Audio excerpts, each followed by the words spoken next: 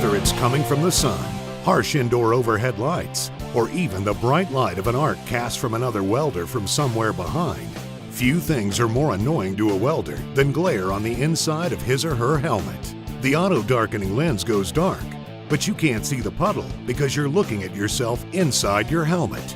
Black Stallion ingeniously solves the over-the-shoulder glare problem with the new AH3035 GlareBlocker.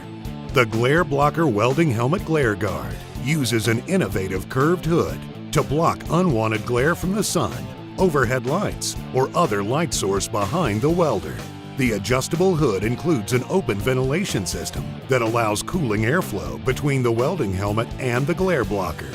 Made of double-layer 7-ounce flame-resistant cotton, the GlareBlocker keeps UV light and sparks off the head and neck, and the lighter outer color helps reflect heat away from the head, while the darker inner color absorbs the glare.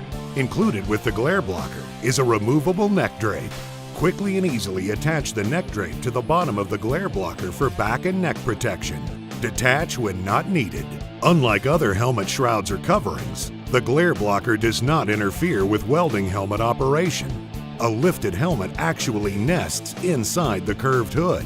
The GlareBlocker is easy to attach to any open-back welding helmet with strap. It is easy to adjust and is ready to use in seconds. Set the welding helmet on the GlareBlocker with the helmet knob through the hole at the base of the GlareBlocker. Attach the hook and loop straps on the GlareBlocker to the helmet strap.